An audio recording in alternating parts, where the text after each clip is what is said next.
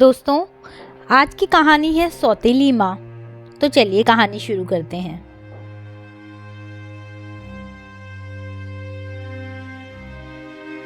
निकालने वाले तो स्वर्ग में भी कमी ढूंढ लेंगे। अगर कोई इंसान ना चाहे तो वह कभी भी किसी भी चीज में खूबसूरती नहीं देख सकता। हमारी इस कहानी का मुख्य नायक धीरज है। वह भी एक ऐसी सोच रखने वाला इंसान है। ऐसा क्या हुआ धीरज के साथ जो उसकी सोच बिल्कुल बदल गई? यह जानने के लिए हमें धीरज के बचपन में जाना होगा।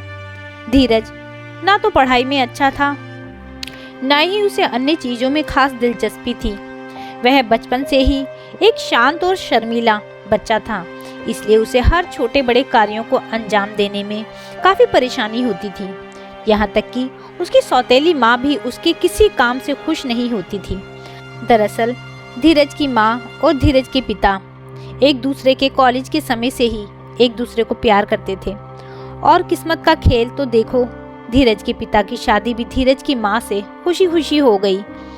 परंतु धीरज को जन्म देने के कुछ सालों बाद ही वह स्वर्ग सिधार गई। अपने बच्चे की जिंदगी सुधारने के लिए धीरज के पिता ने दूसरी शादी कर ली। धीरज की सौतेली माँ जब प्रेग्नेंट थी, वह सीढ़ियों से फिसल गई और उसे अपने पहले बच्चे को खोना पड़ा। परंतु धीरज की सौतेली माँ को धीरज को सीढ़ियों पर खड़ा देखने की वजह से यह गलतफहमी हो गई थी कि वह धीरज की वजह से ही सीढ़ी से गिरी, जबकि वह तो सीढ़ी से खुद ही फिसल गई थी। इसलिए धीरज की सौतेली माँ धीरज को बिल्कुल पसंद नहीं करती थी और उसे बेइंतहा नफरत करती थी, जबकि उसे धीरज अपनी सौतेली माँ नहीं बल्कि अपनी माँ समझकर बेहद प्यार करता था। हालांकि धीरज के पिता अपने बेटे से बेहद प्रेम करते थे और इस बात से उसकी सौतेली माँ को बेहद जलन होती थी और वह हमेशा अपने उसके कामों में नुक्स निकालती रहती थी। पढ़ाई में अच्छा ना होने के कारण भी धीरज को हमेशा अपने टीचर से काफ़ी डांट पड़ती थी। लेकिन धीरज बचपन से ही एक अलग सोच रखने वाला लड़का था। उसे हमेशा यही लगता था कि एक दिन सब सही हो जाएगा, वह एक दिन सभी का दिल जीत लेगा। अपनी इसी सोच के साथ धीरज पढ़ाई में पहले से अधिक मेहनत करने लगा। साथ ही वह दूसरी चीज़ों जैसे ड्राइंग और डांस की भी प्रैक्टिस किया करता था। वह हमेशा इसी आशा में मेहनत करता था कि एक दिन उसकी माँ को उसका काम अच्छा लगेगा और उसके टीचर उसकी सराहना करेंगे। और सचमुच धीरज ने अपनी कड़ी मेहनत से एक दिन वह कर दिखाया जो नामुमकिन प्रतीत होता था। वह बहुत ही खराब स्टूडेंट होने के बाद भी धीरज ने 10वीं की परीक्षा में बहुत ही अच्छे नंबर प्राप्त किए। उसने सोचा कि अब उसकी सौतेली माँ और उसके टीचर उसकी सराहना करेंगे, उसे कहेंगे, वाह धीरज, तुमने सचमुच कर दिखाया, ऐसे ही कड़ी मेहनत करते रहो, हमें तुम पर नाज है। लेकिन ऐसा कुछ नहीं हुआ।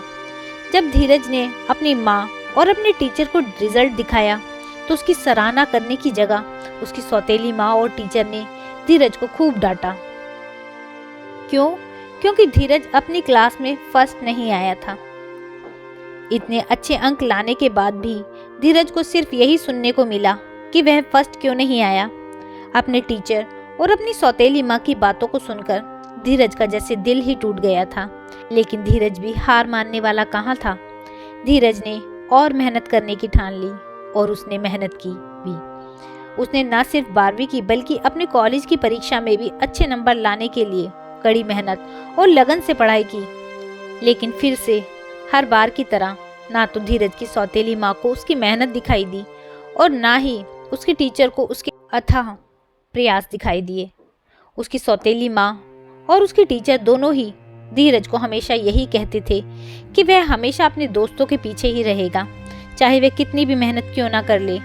उसकी सौतेली माँ और टीचर हमेशा धीरज के नंबर उसके दोस्तों से कंपेयर करते थे और जिस विषय में धीरज के कम अंक थे वह हमेशा उसी पर ज़्यादा ध्यान देते थे। उन्होंने कभी भी यह ध्यान नहीं दिया कि धीरज कुछ विषयों में अन्यों के मुकाबले बेहद अच्छा था। ऐसे ही धीरज की पढ़ाई पूरी हो गई और अब धीरज काम करने के लिए तैयार था। धीरज मेहनती होने के साथ साथ सपने देखने वाला लड़का था। उसके कई बड़े बड़े सपने थे और वह अपना हर सपना अपने बल पर पूरा करना चाहता था। उसने अपनी कड़ी मेहनत के बल पर अपना सपना पूरा किया और एक अच्छा डॉक्टर बन गया। अब धीरज इतना काबिल था कि वह अपने साथ साथ अपने परिवार को भी एक अच्छी जिंदगी दे सकता था। लेकिन इतना काबिल होने के बाद भी उसकी सौतेली माँ का बर्ताव उसके प्रति बिल्कुल भी नहीं बदला। जहाँ पहले उसकी सौतेली माँ उसे अपने किसी काम को ठीक करने ना करने और पढ़ाई में अच्छे नंबर ना लाने के लिए कोसती थी, वही अब धीरज को सौतेली माँ उसके पैसे के लिए ताना कसने लगी। डॉक्टर बनने के बाद धीरज अपनी माँ के लिए हमेशा अच्छी अच्छी साड़ियाँ और गहने लाया करता था, लेकिन उसकी सौतेली माँ को उसके द्वारा लाए गए गिफ्ट कभी अच्छे नहीं लगते थे। उसकी सौतेली माँ हमेशा धीरज द्वारा लाए गए गिफ्ट की नुक्स निकालती रहती थी। धीरज कुछ भी क्यों ना कर ले, उसकी सौतेली माँ कभी उससे खुश नहीं होती। यह सब देखते देखते पता नहीं कब धीरज के अंदर अपनी माँ के लिए जो उम्मीद थी सब खत्म हो गई। अब धीरज को अपनी माँ से किसी भी तरह की कोई उम्मीद नहीं थी।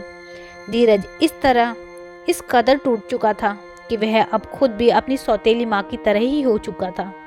क्योंकि धीरज एक जाना माना डॉक्टर था, तो वह अब दूसरों के साथ भी वही करने लगा जो कभी उसके साथ होता था। धीरज अपने सहयोगियों के साथ बड़े गुस्से से बात करता था और मन ही मन घमंड में रहता था। धीरज के अंडर काम करने वाले लोग कितना ही अच्छा काम क्यों ना कर दें, धीरज कभी उनकी तारीफ नहीं करता था और हमेशा उन पर गुस्सा करता था। शाम को वह घर आता तो उसे अपनी सौतेली माँ के मुंह से निकले कड़वे शब्द सुनने को मिलते थे। यह सिलसिला ऐसे चलता गया। धीरज अपनी सौतेली माँ से बहुत ज्यादा प्यार करता था, इसलिए उसने हमेशा अपनी माँ की फिक्र की और हमेशा उनके साथ रहा। परंतु धीरज की सौतेली माँ द्वारा उसके साथ किया गया बर्ताव न सिर्फ धीरज की निजी जिंदगी को बदतर बना रहा था, बल्कि इससे उसके पूरे जीवन में भी नकारात्मक प्रभाव दिखाई देने लगा था। तो दोस्तों, इस कहानी से क्या निष्कर्ष निकलता है? इससे निष्कर्ष निकलता है कि कुछ लोग जिंदगी में ऐसे होते हैं जिन्हें हर खूबसूरत चीज भी खराब ही दिखाई देती है। धीरज की सौतेली माँ ऐसी ही एक इंसान थी। अगर धीरज उनके सामने स्वर्ग लाकर भी रख देता, तब भी उसकी सौतेली माँ स्वर्ग में भी नुक्स निकालने से पीछे नहीं हटती। लोगों के अच्छे को अच्छा बताएं और खराब को खराब होने की वजह बताएं, प्रेरणा दें, आगे बढ़ने को प्रेरित करें। आपके विचार और प्रेरणा उनको आगे बढ़ने में सहायक बने। अगर आप हर किसी के कार्य में नुक्स निकालेंगे तो एक तो आप स्वयं अपने आप को, अपने व्यक्तित्व को बिगाड़ रहे हैं और यह एक मानसिक रोग की तरह भी आपको बढ़ा सकता है। साथ ही साथ दूसरों की नज़रों में भी आप खराब हो जाएंगे। दोस्तों, तो ये थी एक छोटी सी कहानी सौतेली माँ। आपको ये कहानी कैसी लगी मुझे कमेंट करके ज़रूर बताइएगा। यदि कहानी अच्छी लगी हो तो कहानी को लाइक कीजिएगा, शेयर कीजिएगा और मेरे चैनल को सब्सक्राइब करना ना भूलिएगा। कहानी सुनने के लिए बहुत बहुत धन्यवाद।